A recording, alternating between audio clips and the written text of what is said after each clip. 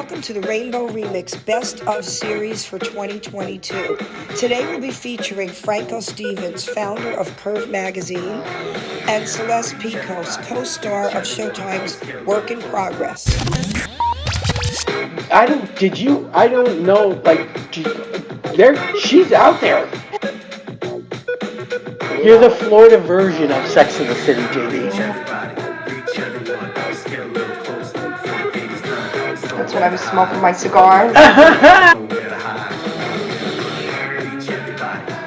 Don't be an asshole today.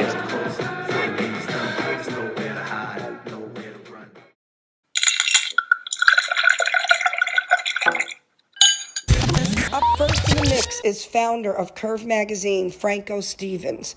This full episode originally aired on April 17th, 2022.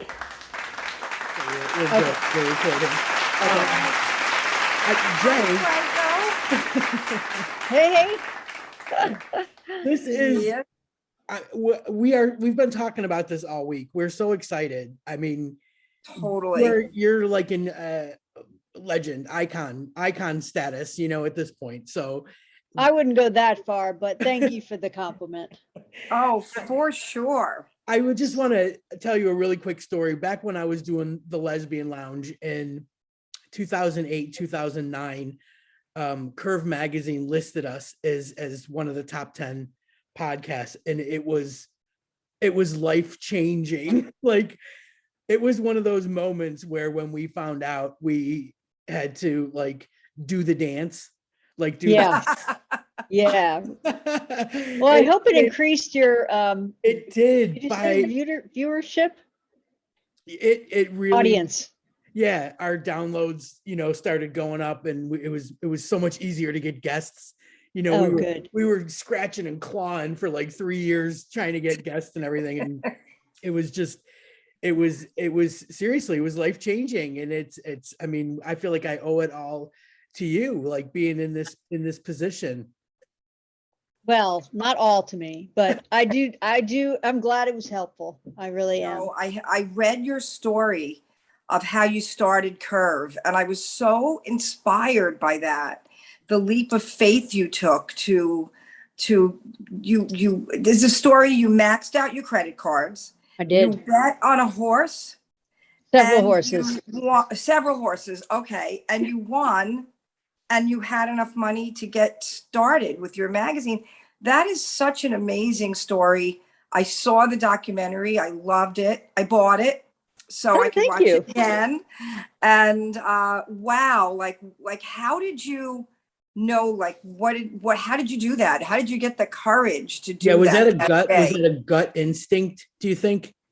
Well, I think it's a few things. First off, I have a history with horses and horse racing because my dad was very into it, and my grandfather was, worked the track as a, I don't want to say what he did, but he was involved in gambling, so I kind of grew up around it. And so I didn't go in there blind, but it definitely was like, okay, well, this will either work and it's supposed to be, or it won't, and I'll be, by the time I'm 30, the bankruptcy will be off my record. So I was just like, I think when you're young, you can like take chances. When you're old like I am now, it's harder to take chances. And but did you feel like the need for this magazine, that was your need? Yeah, I never questioned it for a second. I was just like, oh yeah,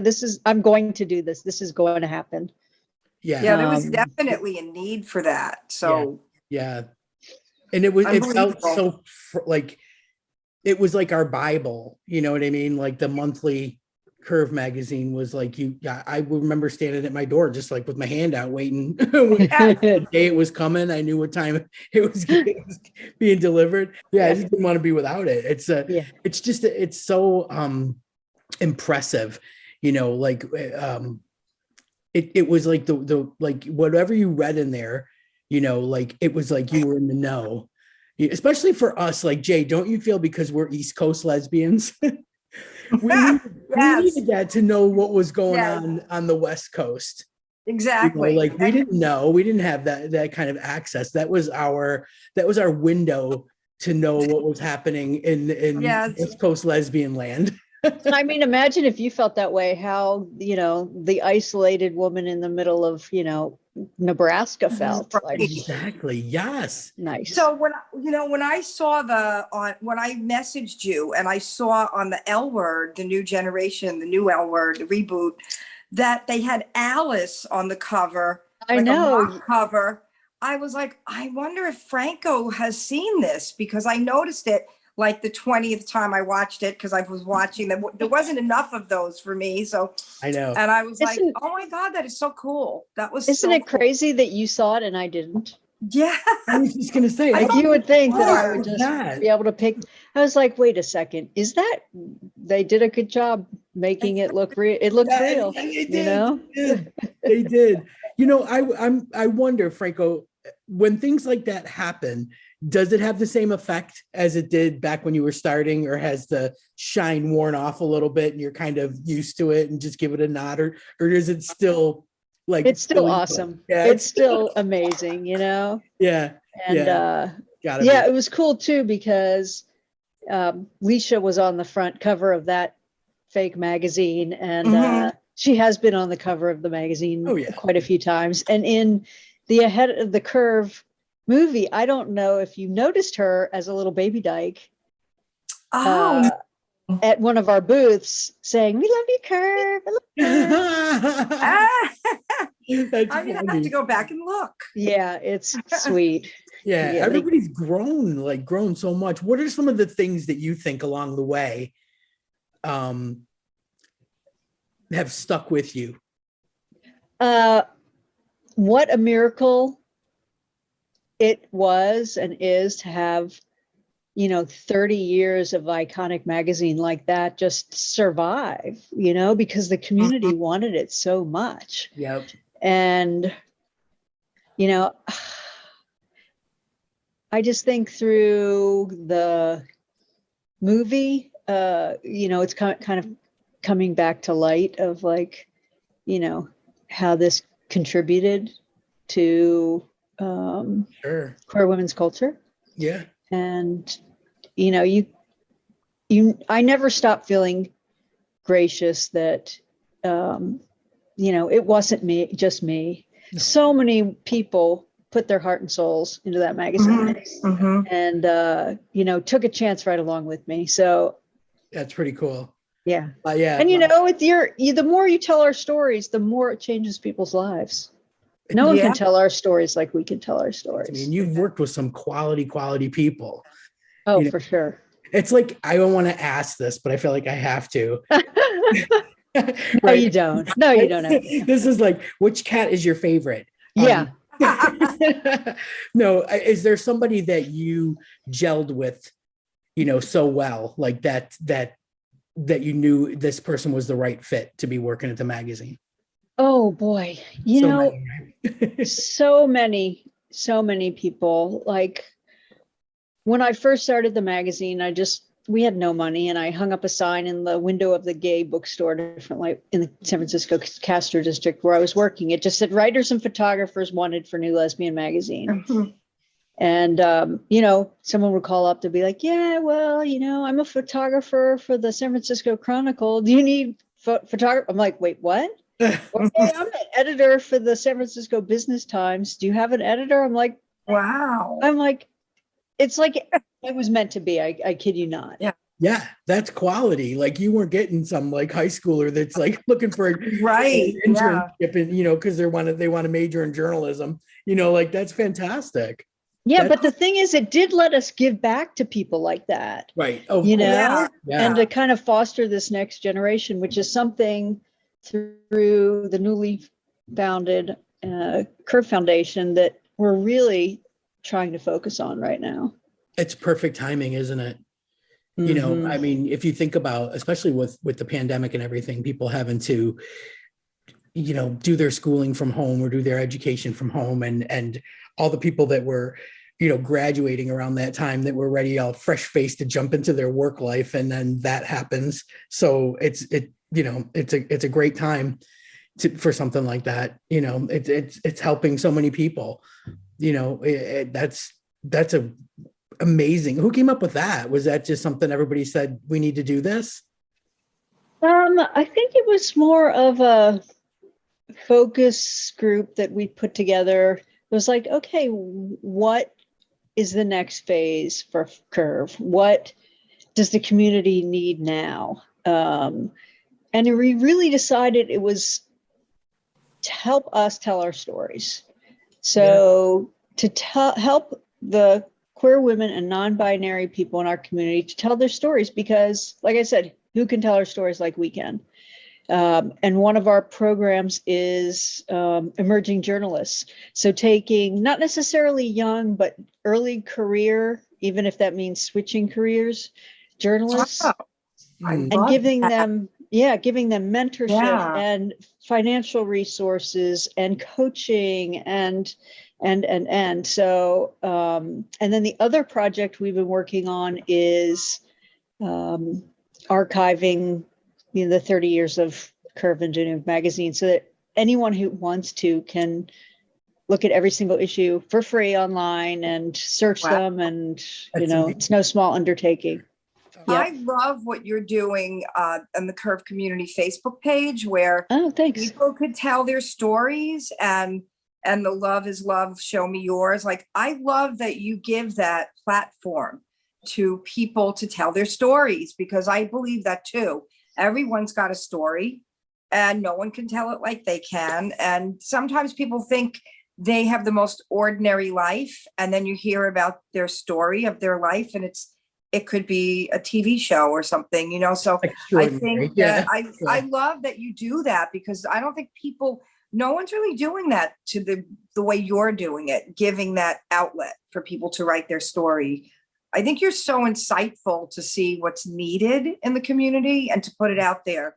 Oh, thanks. The great thing is the Curve community, I'm, able to do that Facebook page, and I don't, it's something free for the community. It's not a charge thing. It's accessible to anyone that has a phone or, whatever. So just trying to keep it real.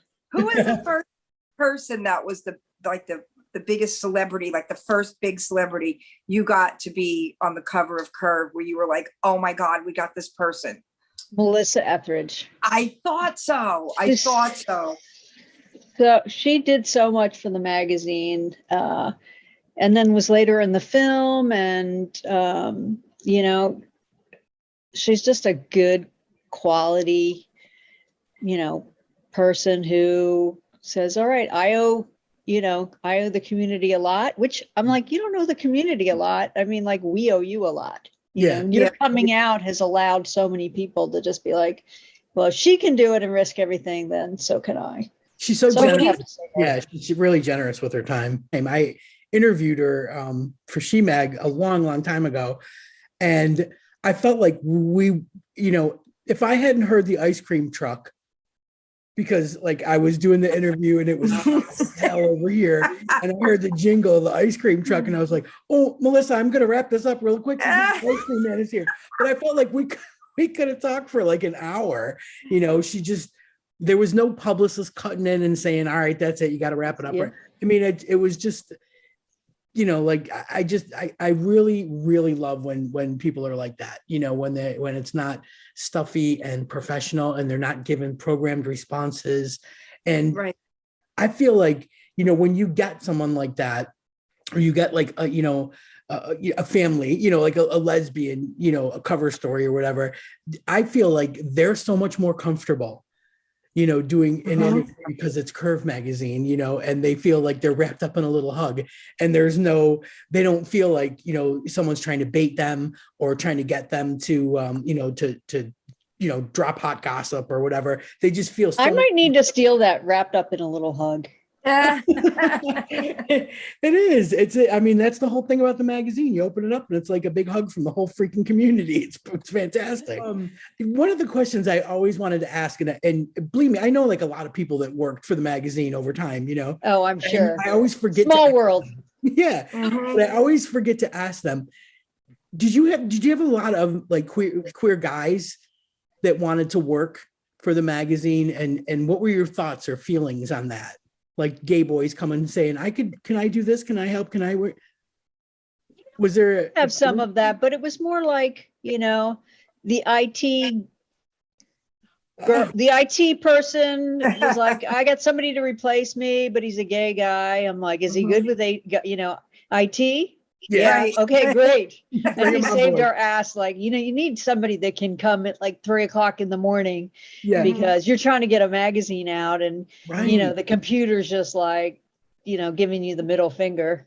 Yeah, I always wondered. I just always wondered if there were like, Yeah. you know, the gay guys that wanted to, you know, to be a part of it in some small way. Yeah. Were they allowed? You know? Yeah. And then, you know, we had some employees or spouses of employees that transitioned. Yeah. And so, you know, they were definitely queer guys in the office, Excellent. but you know, it was very, you know, it was like, imagine you're, you know, in the 1990s and you're in San Francisco and you're working in an apartment full of lesbians, you know, and I can't say that no one ever goes like, oh my God, it's so hot here. I got to take off my top, you know. Or one time I was on deadline and I came back from a dinner break and I put the key in the door and I started to open the door and I hear from upstairs, like, don't come in. Do not come in. I was like, oh, everyone okay out there? Like, we're being intimate here. I'm like, somebody had brought their girlfriend. I guess that happens too. When No I was frowning. like, and then me, I was like, oh, okay, just, you know, like, I'll come back in 25 minutes. your wife with that, how was that having your wife work on the film about you? Was that like cool to have that happening, or was it more like, oh, you know, it's putting a little strain here on us? It never put a strain on us, but what it did do is it made me feel comfortable enough to like say, okay, you can ask some hard questions, where somebody else, I'd just be like, yeah, I don't want to talk about that. Like my disability, like, yeah, I don't really want to talk about that. Let's, you know, focus on other things. Right. Yeah. So I just said, you know what, if you're going to be the one to do it, you and Rivka, I trust you. You know, let's get vulnerable. That had to be hard though. That's tough. Yeah. That's tough. Yeah. That's tough. I think the amount of people that stepped up and were a part of it had to have been heartwarming, to say the least. Yeah. Yeah. Right? Yeah. That's pretty incredible. But Yeah. that's the backbone of what you do, that people wouldn't question it. Like, yeah, I'll be involved. Like, yeah, what do you need from me? You know, that's the beauty of what you've, you know, what your garden has produced. Oh, how lesbian was that? Oh, that was good. You're just like a you know, Rolodex of like, I'm still in those quotes today. Like a vegan goddess. Wow. Yes. Are you burning patchouli in your apartment right now? I actually worked in my garden today. That's why it's still in my brain. It's you know what, the thing of it is that you would be hard pressed to find a person, you know, especially in our queer community, and say the word curve and have them not know what it is. That's cool. You know, like that's, Right. I think that is like, just like I said, iconic. It's legendary, and it's just, you know, something that, you know, right time, right atmosphere. And, you know, you surrounded yourself with really good people. And that is something to just be so proud of. It's a fantastic. And such a need at that time too, you know, Yes. so Right. Yeah. it was like the perfect storm, so to Right. speak, Right. for what we did. You know, Thanks for saying that.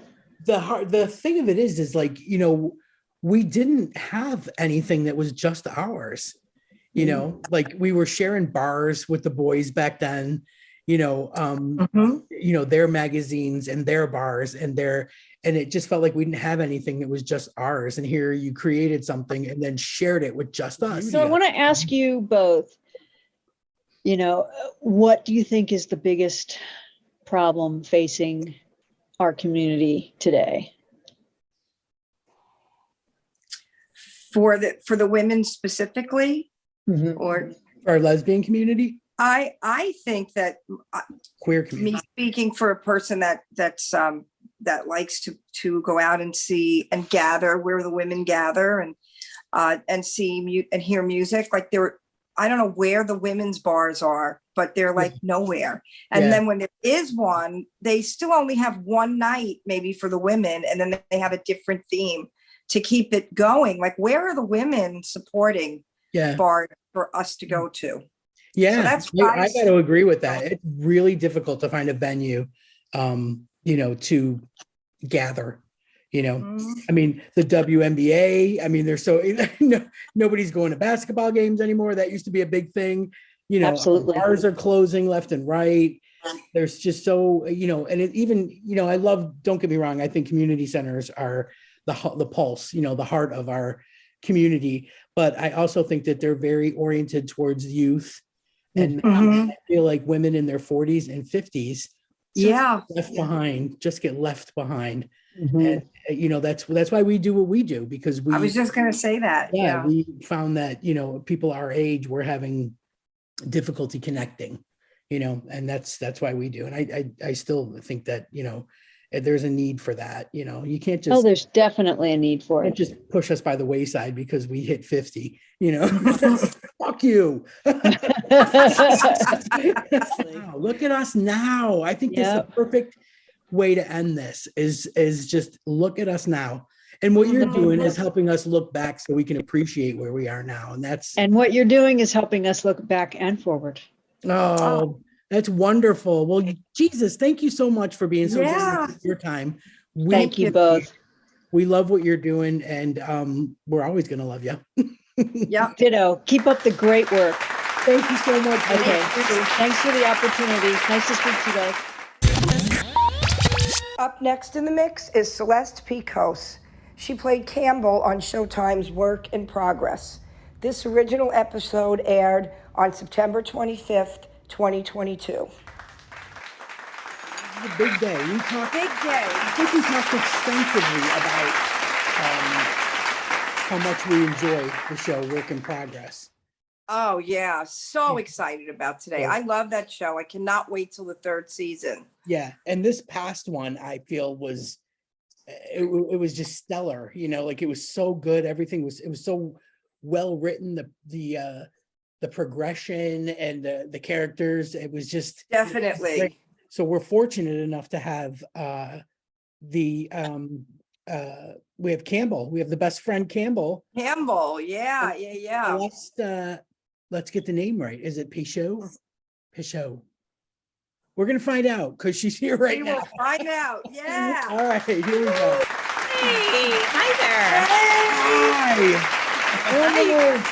What a thrill. Oh my gosh, thank you for having me. That's so nice. Oh, thank you for being here. Thank you. Wow. Super excited. We're just talking about how we talked extensively about how much we love Work in Progress, and especially this last season. Yeah, this last season was so stellar. You know, thank you. The character progression, the storyline, everything was so well done, you know, like really it felt like the first seasons we were getting our feel, you know, we were getting the vibe. And this season was just knocked it out of the park, like just makes you want to keep going. Exactly. I noticed a big part of the show is about being in Chicago. I mean, it's filmed in Chicago, right? And they make a point out of saying that, and absolutely. It's very true to that, authentic Chicago. Is there a reason for that? Is Abby from there? Abby lives in Chicago, and actually Abby and I met 23 years ago now we're going on. Actually, we met even before then. We met about 25 years ago when I was still living in Iowa. And then when I moved to Chicago, Abby and I met through the improv community. And Tim Mason, who directed and co-created season 1, he and I were in our very first improv class together 20 something years ago. So the storyline definitely has Chicago as a character. And let's face it, there's really no city like Chicago. I don't know if you've both been there, but it's an incredible town. Yeah, I had a cousin that lived there for years, and he says the same thing that you're saying right now. Yeah, it's sweetheart city, and there's just a massive load of talent there. It's just beautiful in every aspect of the city, and Abby is a staple there. Is it the Groundlings? What's the improv group there? Second City. Second City. Okay. Yeah. So, and Abby and I both toured with the Second City for many years, and so we come from those stomping grounds. But there was also IO, and then the Annoyance Theater. So it's really the My cousin worked at both of those at the Second City and at Annoyance. Okay. Yeah. Yeah. That's where we got our chops. And it's kind of the mothership. Yes. So, but do you feel like because of that improv background, that's why your scenes together are so authentic? Yeah, that along with just Abby and my friendship going decades back. And we have performed with each other forever. You know, we've improvised together tons of times. And then like the directors and the writers all knew that we are improvisers. They are too, a lot of them. And so they let us kind of, they trusted us with it. But if you give Abby and me an inch, we will take that line. But yeah, it does create more of a very relaxed, naturalistic like environment when we're doing those scenes. It comes through. It comes through so much. It does. I can't tell you how many times like I've turned to my wife and I've said, it feels unscripted, doesn't it? Like it, right? Their vibe is just they're so connected. They're like that's a huge compliment. Friends. I love the episode 2 Queens on a Queen. Oh my God, that was amazing because first of all, it took me a while to get what that title meant, and then me too. You got to see so much of the city, and I loved Campbell's family, and I loved the dynamic of both families, because first you visit Abby's family, and it was just great. And it's like you can see you guys have a friendship. You have this bond beyond, 2 actors working together. So it was just really so authentically great. Every part of that episode. Thank you. That was definitely one of our favorite episodes to shoot. Yeah, you can feel that.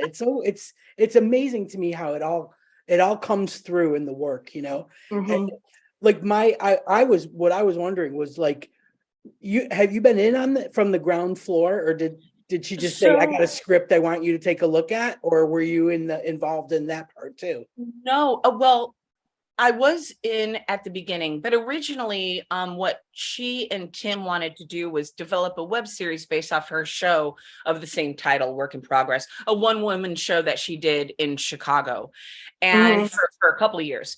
And so they started developing it into a web series, but and they called me and they're like, hey, do you want to come down and like shoot a couple scenes playing Abby's best friend? I'm like, yes, it's you guys. Hello. And so I flew in. I was there literally less than 36 hours, but we shot that very first episode that premiered in season 1. That was when Tim and Abby started editing it, it started to feel much more like a pilot. So they continued to go with that organic, personality that it was starting to show. And so then on a whim, they submitted it to Sundance, and Showtime was in the audience. She met with them like I think it was like the following Monday, and they picked it up direct series for 8 episodes. Wow. It doesn't happen like that. And so, but it was such a beautiful first episode, just with all those raw emotions and something that we've never really seen before. And so luckily, since I was part of that story in the first episode, I carried on with and continued on with the show. I love everything that you guys touch on, from the different dynamics in a family, you know, your blood family, your family, the trans awareness was just eye-opening. And you know, and you know, the highs and lows of that were incredible.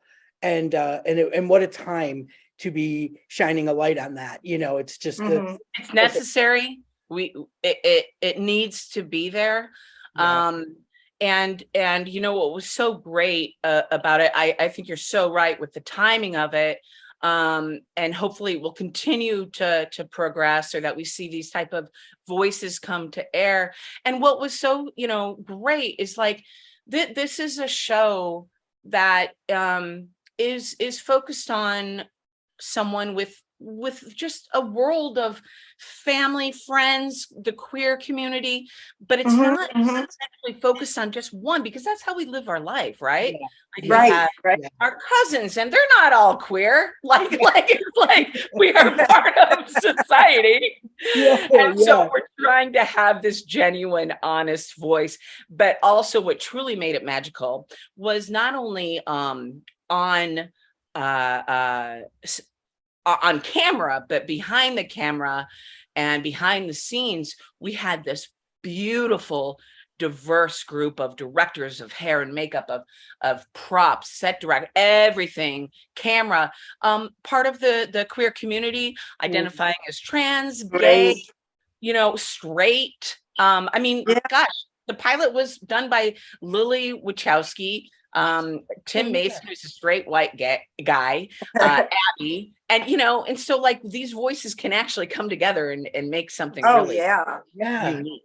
The diversity is really amazing how that blends together. It's just a really great dynamic of people that come together with a message, and it just comes through. I mean, I just love the way her sister, Abby's sister, is kind of like the total opposite of all of it, but yet she just embraces. I love the brother-in-law, how he just wants to understand and be part of all of the queer community, but he doesn't fit in like any way, but he just wants to be there, you know? And and I have to say, the one thing that like a laugh out loud moment was in the very first, I think it was one of the first 2 episodes of the first season, when Abby is finally getting together with her boyfriend, and so they're in bed, and then Campbell keeps calling, and she's like, yes. But I love that Campbell sent the little GIF that says, "I will not be ignored, Dan." The fatal attraction. Fatal attraction. Oh my God. I died. That was so funny. Like, I love the way Campbell will relentlessly annoy her and just like break through to her, but be there for her when she needs her. Like in those moments when she was not wanting to come out of her room and everything was dark, and you just like got her back to life. It's just a beautiful like friendship. And I like being able to laugh through those intense moments too. You know? Oh, like, for sure. Yeah, like what is that line? Like, laughter through tears is my favorite emotion. You know, you need some type of a release after these, like at times very heavy emotions. And you know, Abby and Campbell's character was written very, very with the mindset of platonic. Let's show what a platonic friendship can be. You know, and that was so important that none of and I know that there were questions. They're like, oh my God, are Abby and Campbell gonna hook up? And like, you know, especially in that very first, or I'm sorry, one of the last episodes of season 1, we're in the bar and Abby's kind of wasted and going nuts, and Campbell knows her past, like when she's getting to this place. And that was not really a red herring. I think it was just like, oh my God, I'm gonna have to clean up this mess. And knows the rabbit hole that she's going to spiral into versus, like, but I'm in love with her, which is not the she loves her. Yeah. She's not in love. Right. Right. And maybe at one time they made out in college or something, but Yeah. never got that far. Yeah, but I like that because that's what keeps people wanting more, like wanting to know more, like I feel like there's so much to get to in the next, in the next season and Right. waiting for it. And that's one of the things, and everybody's gone through that, like everybody's gone through that. You got your straight bestie, your queer bestie. Right. And no matter who comes into the situation, they want to know the background. Exactly. Did you guys ever sleep together? Did you ever do it? So yeah, that's like that's so relatable. It's 100% relatable. Yeah. Everybody goes through it. Fantastic. Was Julia Sweeney part of this putting the show together because she was such a part of it in the beginning of the show? Random. I want to say like Julia helped produce. I might be pulling that out of my butt. But I feel like she was like exec EP or something. But I will say that the whole Julia Sweeney line storyline that did affect Abby when people would call her Pat or whatever, which was exposed in the very first episode. Really? And then and Julia, the coolest. I love her. She jumped in. She's like, absolutely. You know what I mean? And so she's just a beautiful person and was all about coming in and I've read, so that I'm not speaking for anyone, but that this kind of helped her reconcile with that character as well. I was just gonna say that, like, how brave of her to jump in. And because as it was happening, I'm like, oh my God, like I used to laugh at Pat on Saturday Night Live. I dressed up as Pat for Halloween once. I have friends that did too. And it's I think what I came to terms with is that like you don't have to feel bad because nobody back then was aware that it was anyone, and I got that from reading this article about the woman that created Friends, has like donated money now to LGBTQ because like she looked back and said, you know what, you're right. We did make some offensive comments, or we did handle this in maybe an offensive way, and we didn't, we could have handled it a lot better. But then I go, my God, that was 25 years ago. It's great that she's recognizing it now, and drawing, a spotlight to it and saying, donating, and I've learned, and if we were doing it today, we would be better at it because we've learned in 25 years. Right. Yeah. And it was a different crazy time back then. Right.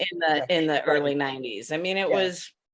Yeah, it was super transitional. So, people were finding their way to what was politically correct and what wasn't. And, things are really different now. So it's easy now to look back and see that.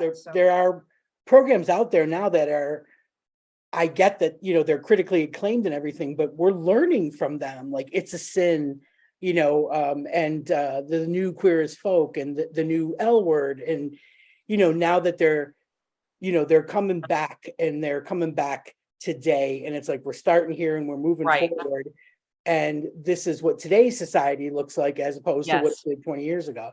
So I think that's great. And I think it's good for people. I don't know about you, Jay, or you, Celeste, but like, I don't go clubbing anymore, and I don't go to the cool in spots, so much anymore.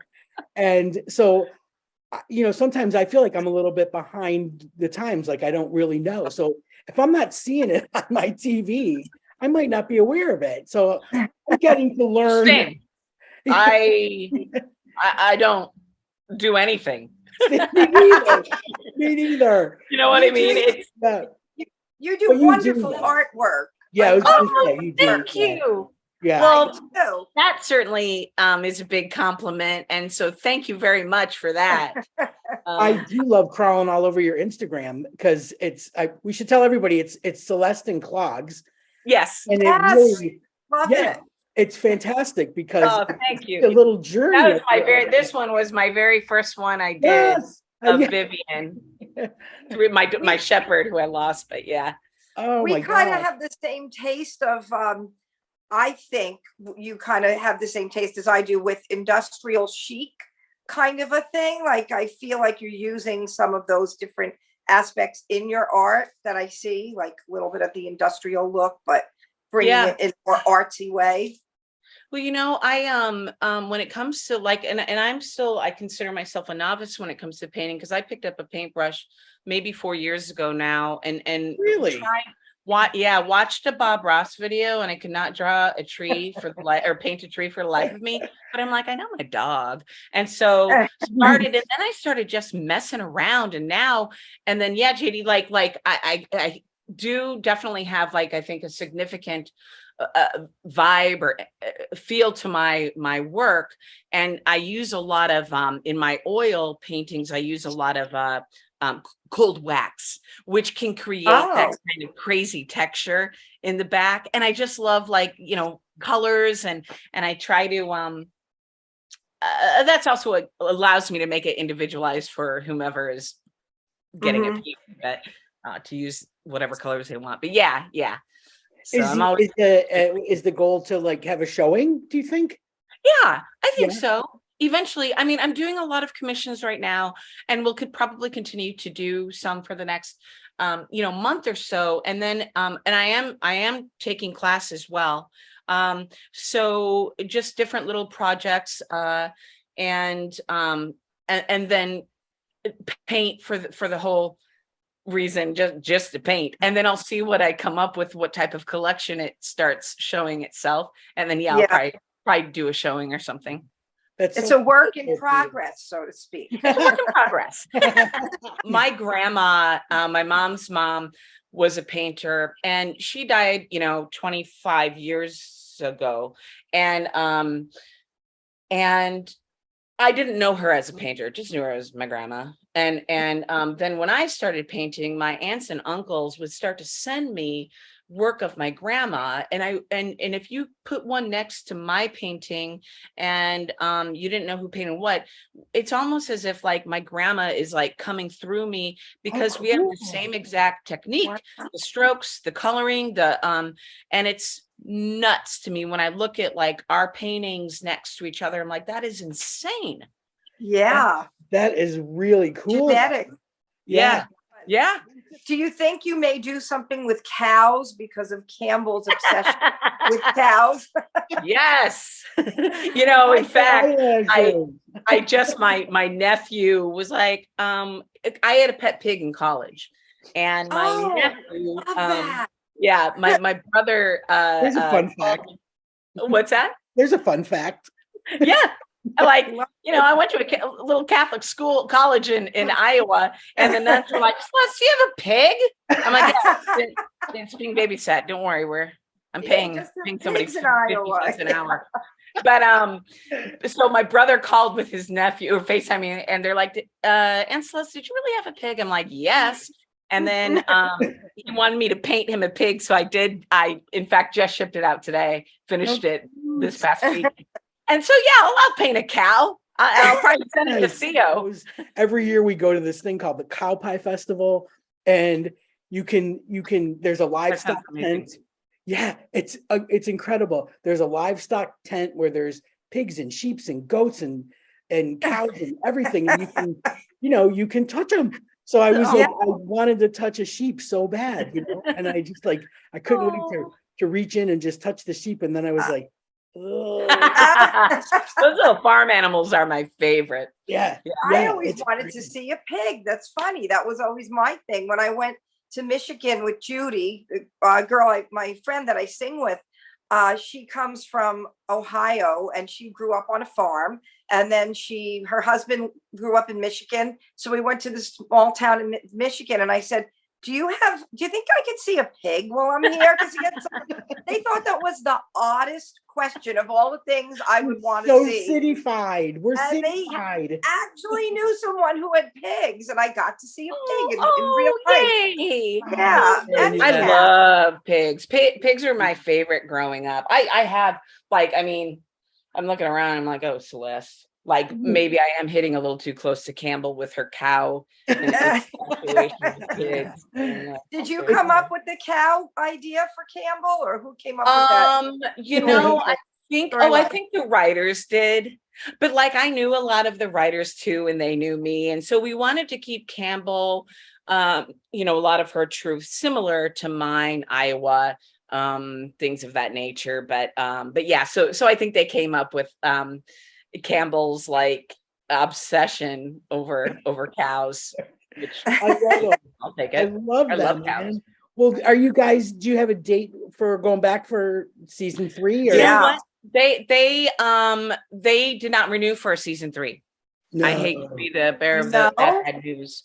But yeah, I think last year in November, not really any reason. I mean, obviously, like, you know, it was critically acclaimed, people love it. I just think it's a small you know, I don't even know, like, I'm not working for networks or in the right. business, but yeah, so we're 2 seasons, and you know, and I think that's okay. It's a bummer because, like, throughout shooting season 2, we're like, okay, for season 3, we're gonna yeah. And you know, so you come up with these fantasies and stuff of what you'd love to see. So it's truly a bummer, but also, my goodness gracious, such a blessing that we got to do 2 seasons of this incredible story. And hopefully it will live through and continue to live on the legs that it has been given. And who knows? You know, maybe another network will pick it up. Maybe I know. I was just gonna say, I don't lose hope with all the streamers and stuff out there. Exactly. I never lose hope anymore. Yeah. I really. I don't know. You know, I'd be happy just to walk into a gallery and see your artwork. So, hey, you both will get invitations when I make that happen. Yes, we'll be there.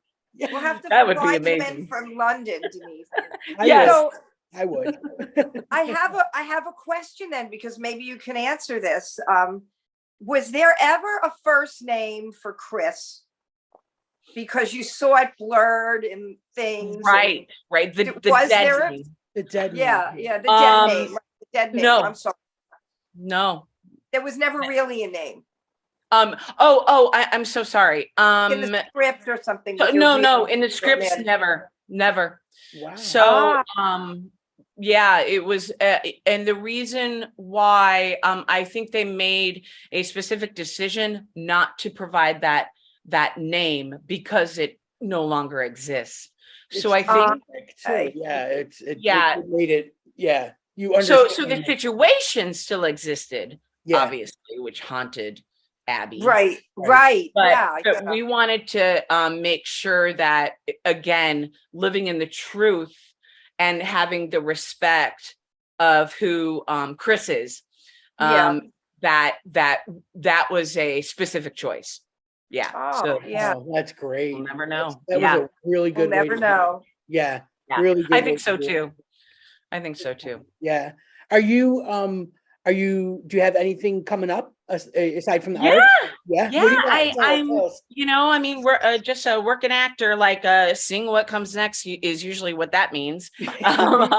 Praying, knocking on wood, but hitting on those auditions. I have a couple commercials running right now, a couple episodes that are just came out this year. One, Maggie on Hulu. And I just saw that. I was flipping through Hulu just now. Okay. 2, and you know, just doing what I need to be doing. So we'll see what hits next. Well, we're keeping our eye on you. You are on our radar, not in a stalkery weird way, but you're on our radar. Not in a weird way, not in a scary way. Either way, I'll take it. That's fantastic. Well, we're gonna let you get back to your day. Thank you. Yeah, I'm going to bed. Jay, Yeah, you're in London now. It's probably like what, 10? almost 11. Oh my gosh. Like an old lady. Oh, well, thank you for taking your time, both of you, for taking your time to talk with me. We feel honored. We feel blessed. Yeah. Yeah, thank you so much. It was 2 a.m. I happened to just look at my Instagram because I was working on something and I was trying to get pictures. And I said, let me see if there's one on Instagram. And I saw your message and I'm like, oh my God, Celeste got back to me. And I was traveling and I'm so sorry that it took me forever. Because then, like, if you ever get caught in that moment, it's like, if you're like, okay, I got to remember to respond to that. And then you get like 7 more messages and then it's gone. Yeah. Oh, I hear you. And then you're like, can I get back now? Is it weird? Like, should I wait till Lisa up? No, I'll wait till later. I'll wait till she wakes up. Because I know you're so respectful. I'm the complete opposite. I'm like bugging her at like 7 a.m. And you can. I'm just so glad. That's why it's like when you gave me the list of, I'm like, let's do Friday. I'll take the first one. I'm excited to do this. I was so happy. Yeah, like I told you. Anytime she wants to do it. Today? Anytime. Well, you both are a joy, and I just thank you so much for spending some of your day with me. Oh, well, thank you. Thanks honestly. For being with us. Okay, listen, we're keeping an eye out. Yes, and I'm gonna follow. I think do I follow both of you? I don't know. I'm gonna. Okay. And the Rainbow.